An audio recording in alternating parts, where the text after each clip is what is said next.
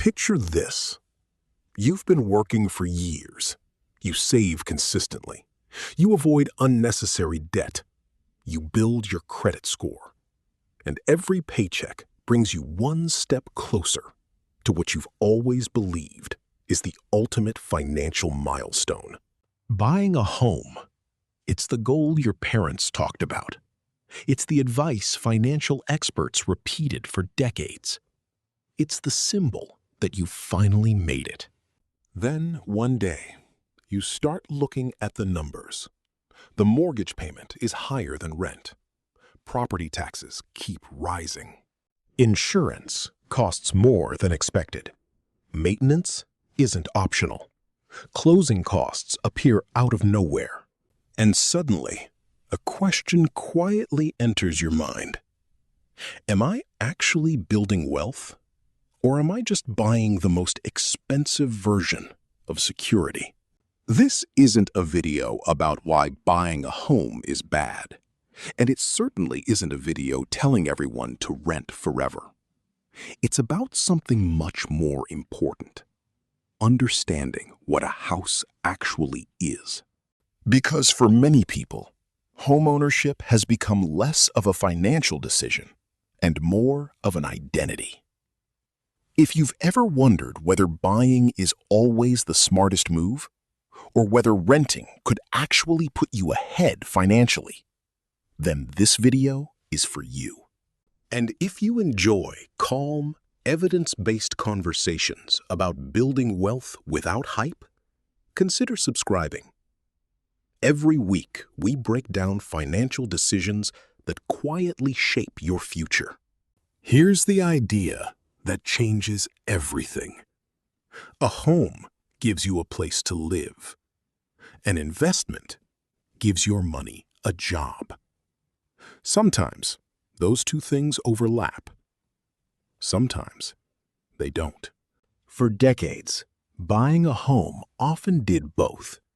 It provided shelter while home prices steadily increased. But today's market looks very different. Higher interest rates, higher prices. Let's look at a simple example. Imagine two people. Alex buys a home. Jordan rents a similar home nearby. Alex puts down $60,000 as a down payment on a $400,000 house. Jordan keeps that same $60,000 invested in a broad stock market index fund. Every month, Alex spends more than Jordan. Not because buying is always more expensive, but because in this example, the mortgage payment, taxes, insurance, maintenance, and repairs together exceed rent by about $700 each month. Instead of spending that extra $700, Jordan invests it. Nothing fancy, just automatic monthly investments. Now let's fast forward 30 years. Alex owns the house. Assuming property values rise, the home is worth significantly more. That's a real asset. But Jordan's investments have also been quietly compounding for 3 decades.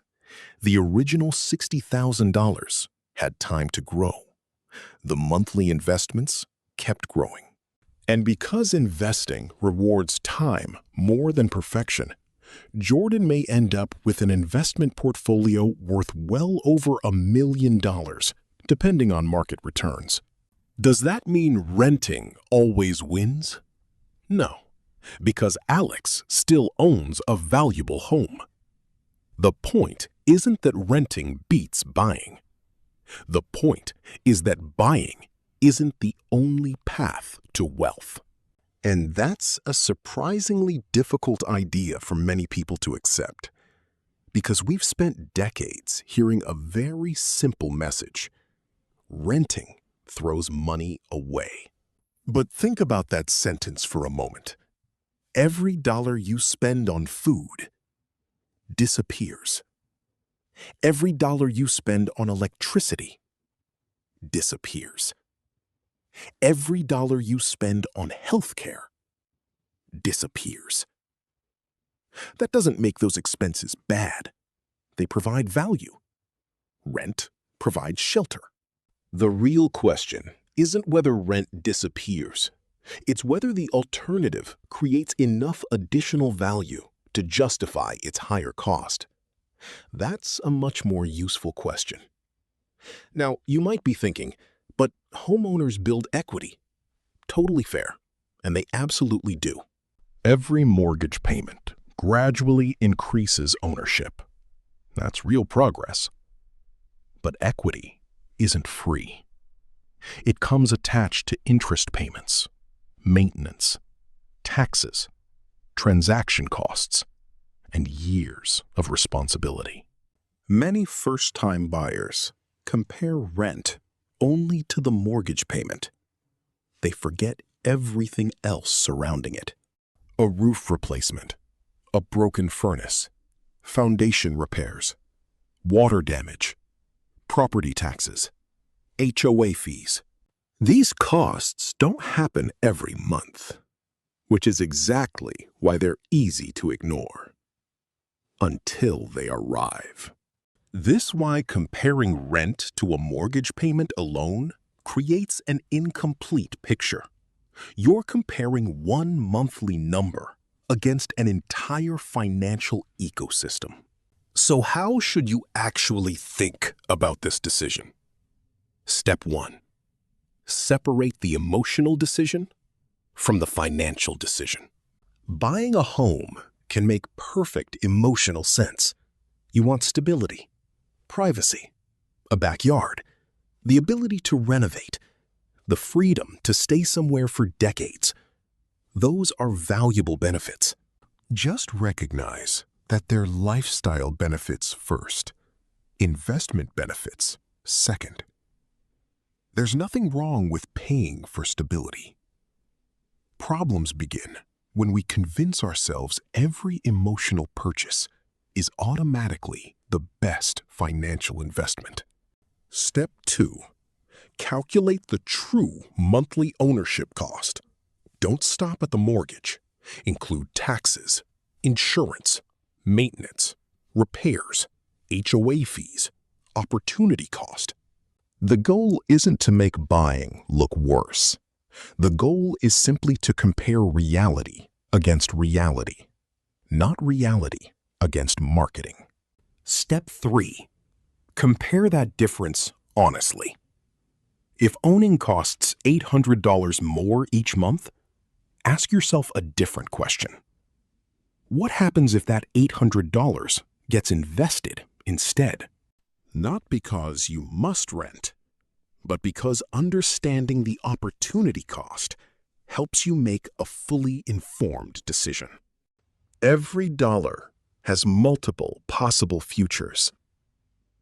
Choosing one means giving up another. Step 4. Think in decades, not headlines. Housing markets move in cycles. Stock markets move in cycles. Interest rates change. Governments change. Taxes change. Trying to predict next year's winner usually creates more stress than wealth. Instead, ask whether today's decision still makes sense 20 years from now. Long-term thinking filters out short-term noise. And finally, step 5. Choose the option that supports both your finances and your life. Because money is a tool, not a scorecard. Buying a home to impress other people is expensive. Renting because you're afraid of commitment is also expensive. Neither decision is automatically wise. Context matters. Income matters. Location matters. Your goals matter. Here's something that's often overlooked. Flexibility has value. Renters can relocate for better opportunities, switch careers, move closer to family, try different cities. Homeowners gain stability, but they also accept reduced flexibility. Neither is free. Every financial choice exchanges one benefit for another. And recognizing those trade-offs is what separates intentional decisions from automatic ones. Imagine two gardeners. One plants a beautiful tree directly into the ground. The other keeps planting seeds in dozens of smaller pots. Years later, both have something valuable.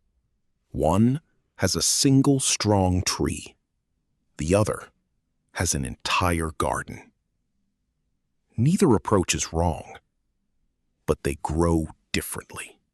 A home is often like the tree, stable, solid, deep roots.